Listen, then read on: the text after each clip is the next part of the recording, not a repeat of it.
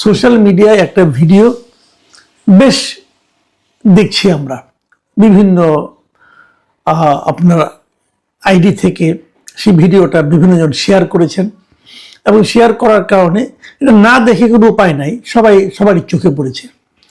সেই ভিডিওতে দেখা যাচ্ছে থানার মধ্যে একটা ইয়াং ছেলে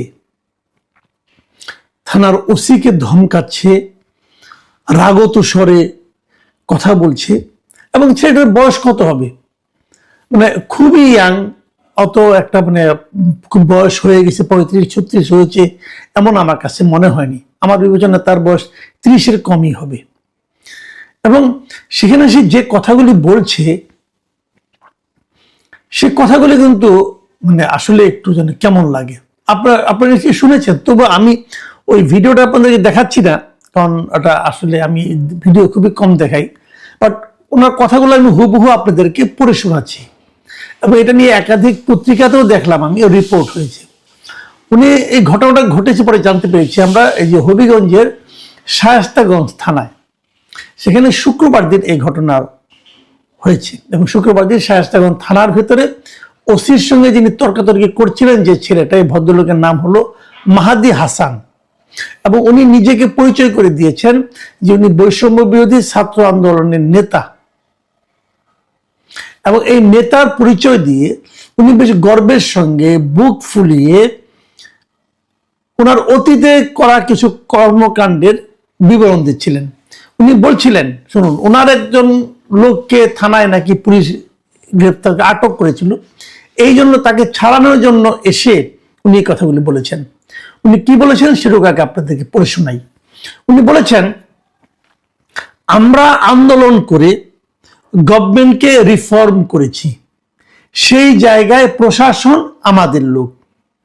আপনি আমাদের ছেলেকে গ্রেপ্তার করে নিয়ে এসেছেন, আমাদের সঙ্গে বাক বিতণ্ডা করছেন, এখন বলছেন আন্দোলনকারী হয়েছেন তো কি হয়েছে? আমাদের এইখানে 17 জন শহীদ হয়েছে। আমরা বানিয়াচং থানাকে পুড়িয়ে দিয়েছিলাম, এসআই সন্তোষকে জ্বালিয়ে দিয়েছিলাম। আপনি এসেছেন ঠিক আছে, কিন্তু কোন সাহসে এই কথা বললেন জানতে চাই।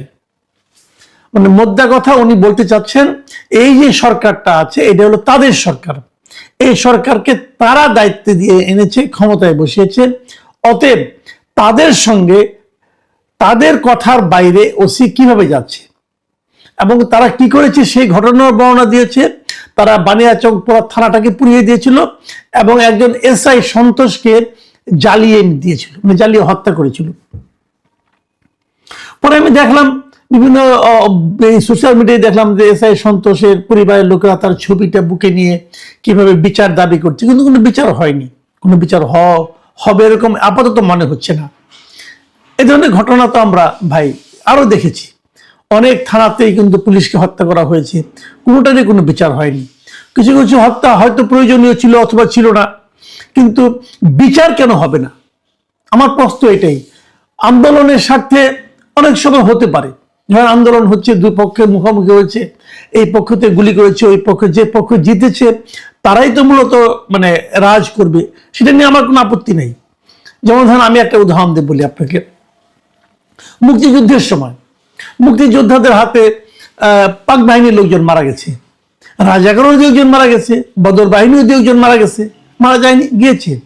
এখন সেই পাক বাহিনীর হত্যার অপরাধে অথবা বদর অথবা রাজাকার বাহিনীকে হত্যার অপরাধে কোনো মুক্তিযোদ্ধাদেরকে বিচার হবে না? সেটা হবে না।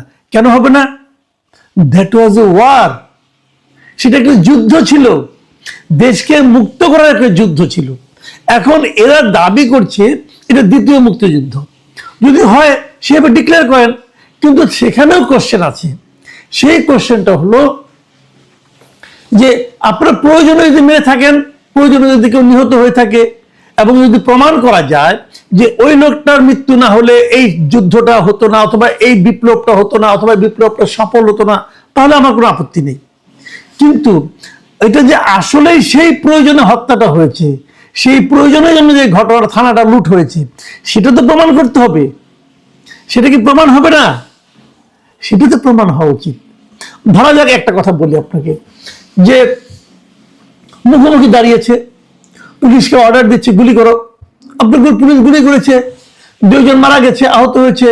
আবার বিপরীত দিক থেকে ওরাও গুলি করেছে, অথবা ইট পাটকেল নিক্ষেপ করেছে, অথবা ধাওয়া দিয়েছে, ধাওয়া দিয়ে পুলিশকে 2 জনকে ধরে মেরে ফেলেছে, অথবা গণপিটুনিতে পুলিশের মৃত্যু হয়েছে, হতেই পারে।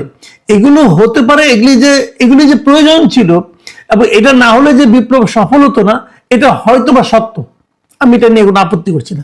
কিন্তু আপনি আমাকে বলেন, একজন পুলিশ মারা গেছে, এরকম ঘটনা, একজন পুলিশ মারা গেছে, তাকে আপনি পা উপরের দিকে তুলে পা টাঙিয়ে উল্টো করে টাঙিয়ে রাখলেন, এর সঙ্গে বিপ্লবের কি সম্পর্ক? সে তো মারাই গেছে।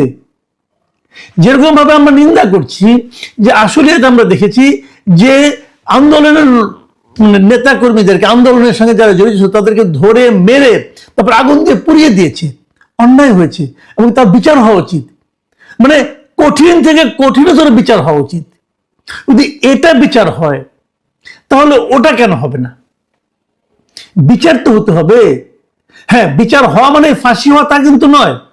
যদি যারা টাঙিয়েছে উল্টা করে, তারা যদি প্রমাণ করতে পারে যে এই টাঙানোটা বিপ্লবের জন্য প্রয়োজনীয় ছিল, তাহলে তারা মুক্তি পাবে। ভাই, কথাটা কিন্তু সিম্পল। বিচার হওয়া মানে কিন্তু ফাঁসি হওয়া না, বিচার হতে হবে, প্রকৃত ঘটনাটা জানা যেতে হবে যে কেন হয়েছে। যাত্রাবাড়ি একটা ঘটনা আমরা এর মধ্যে দেখেছি, বিভিন্ন সময় দেখেছি, পত্রপত্রিকা কিন্তু পড়ি। পুলিশ সে আন্দোলনের তাদের দমনের জন্য ছিল না, সেখানে তারা যায়নি, সে একটা গুলিও ছুড়েনি, সে থানায় বসেছিল, থানা আক্রমণ করে সেখানে পুলিশকে পিটিয়ে মারা হয়েছে। হয়নি? হয়েছে। তো থানায় যে লোকটা ছিল সে তো তার চাকরি করছিল রে ভাই, সে তো গুলিও করে না, সে থানার মধ্যে বসে হয়তো অফিসিয়াল কাজ করছিল। তাকে তো মেরেছেন। কে মেরেছে? ওই মৃত্যুটা কি আন্দোলনের জন্য প্রয়োজনীয় ছিল? আপনি বলবেন আমি থানা পুড়িয়ে দেবো, দেন, থানা পুড়িয়ে দেন। লোকটাকে মারলেন কেন? তার ছেলে হয়তো আপনাদের সঙ্গে আন্দোলনে ছিল। আমরা দেখেছি এক ওসির ছেলে আন্দোলনে মারা গেছে এবং সে পুলিশে গুলিতে মারা গেছে, এটাও আমরা দেখেছি। ও তারা তো আন্দোলনে ছিল, কাজেই অনেকে চাকরির জন্য ওখানে ছিল। তাকে মেরে আপনি বাহাদুরি করবেন? এই যে এসআই সন্তোষকে মেরেছে বলে মাহাদি হাসান গর্ব করছে, আগুন দিয়ে জ্বালিয়ে দিয়েছিলাম, এসআই সন্তোষের অপরাধটা কি ছিল বলুন? আমি তো জানি না কি অপরাধ ছিল। হিন্দু ছিল এই জন্য বলেন তো। এখন এটা তো ঠিক না।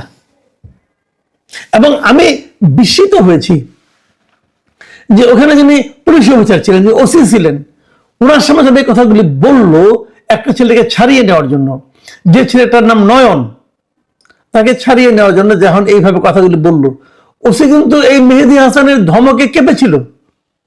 মেহেদী হাসানের ধমকে তার প্যান্ট নষ্ট হয়ে গেছিল কিনা আমি বলতে পারবো না, তবে সে নয়নকে ছেড়ে দিয়েছিল। আমি কিন্তু ওসির দোষ দিই না। কেন দিই না? কারণ ওসির তো ইতিহাস আছে, সে তো জানে আমি যদি ওখানে ওকে ধরি অথবা বলি তুমি এটা করলে তোমাকে আমি অ্যারেস্ট করবো, অ্যারেস্ট করতে পারতো। কিন্তু এই যে সে তো একটা হত্যার কথা স্বীকার করছে, আমি নিজে করেছি, সঙ্গে সঙ্গে তাকে অ্যারেস্ট করা যায়। উনি অ্যারেস্ট করেন নাই কেন? উনি হয়তো ভেবেছেন যে অতীত ইতিহাস কি বলে, এই ঘটনা ঘটলে আমার হয়তো বদলি হবে অথবা আমার চাকরিও চলে যেতে পারে। কেন তার চাকরি চলে যাবে? কারণ যে সরকারটা এখন আছে তারা এই ধরনের শাসনই কায়েম করেছে। আপনাদের মনে আছে গত বছরের অক্টোবরের দিকে এই ধরনের একটা আইন করেছিল কিন্তু, যে ওই জুলাই থেকে অগাস্টের 5 তারিখ পর্যন্ত আন্দোলনে কারোর বিরুদ্ধে কোনো মামলা করা যাবে না, এরকম করার কিন্তু একটা আইন, কিন্তু একটা নির্দেশনা কিন্তু দেওয়া হয়েছিল। এটাকে অনেকে ইন্ডেমনিটি বলছে, যে পুলিশ হত্যা কোনো বিচার হবে না। ইন্ডেমনিটি হয়নি, কিন্তু এই ধরনের একটা আদেশ এসেছিল গভর্নমেন্টের কাছ থেকে। কেন এই ধরনের আদেশ তো গভর্নমেন্ট দিতে পারে না? কোন আইনে দিবে গভর্নমেন্ট এই আদেশটা? গভর্নমেন্ট তো আইনের ঊর্ধ্বে না, কিন্তু হয়েছিল। তাহলে দাঁড়ালোটা কি? বারবার আমরা শুনি, আলোচনা হয়, বলা হয় যে পুলিশের মনোবল ভেঙে গেছে। পুলিশের মনোবল কি আপনারা চাঙ্গা করার চেষ্টা করেছেন? পুলিশকে তো আপনারা মেহেদী হাসানের নিচে বসিয়ে দিয়েছেন। মেহেদী হাসানরা আসবে, পুলিশকে ধমকাবে, তার বন্ধু বান্ধবকে ছাড়িয়ে নিয়ে যাবে, ওই বন্ধু বান্ধব কি অন্যায় করেছে কি করেনি তার কোনো প্রশ্ন কেউ করতে পারবে না। আপনারা তো পুলিশকে সেই জায়গায় নিয়ে বসিয়ে দিয়েছেন। বসিয়ে দিয়ে এখন আপনি আশা করছেন যে পুলিশের মনোবল চাঙ্গা হবে। কিভাবে চাঙ্গা হবে? ভাবুন, একটা পুলিশ কর্মকর্তা, এখন যিনি পুলিশ কর্মকর্তা হিসেবে আছেন, তার সহকর্মীকে আগুন দিয়ে জ্বালিয়ে পুড়িয়ে দেওয়া হয়েছে, কিন্তু তার কোনো বিচার হবে না। যদি বিচার না হয়, তো এই যে ভদ্রলোক এখন আছেন, তিনি কি আর তার যে দায়িত্ব, সেই দায়িত্ব পালনে আগ্রহী হবেন? উনি ভাববেন কোনদিন আমাকেও পুরাই দিবে, কোনো বিচার তো হবে না। আর যে পুরাবে সে যদি জানে তার কোনো বিচার হবে না, তাহলে সে আরো পুরাবে। এই যে আইনের অবস্থাটা আপনারা করেছেন, ডক্টর ইউনূস সাহেব যে একটা কাজ, এই যে একটা সরকার গঠন করেছেন, এই সরকারের যে অবস্থাটা করেছেন, উনি কাদের প্ররোচনা করেছেন সেটা দেখছি। তারা এখন জামাতের লোক হয়ে গেছে, তারা এখন জামাতের পাঞ্জাবি পকেটে যে ঢুকছে, তারাই তো এই সমস্ত চাপ দিয়ে করিয়েছে। ভাই, কোন দেশে আছেন? কোথায় আইন কানুন? একটা কথা মাথায় রাখবেন, যে পুলিশকে আপনি টাঙিয়েছেন উল্টো করে, যে পুলিশকে আপনি গায়ে আগুন দিয়ে জ্বালিয়ে দিয়েছেন, যে পুলিশ থানায় বসেছিল তাকে পিটিয়ে মেরেছেন, তার যে সন্তান, তার যে পরিবার, তারা কিন্তু এই দেশেরই নাগরিক।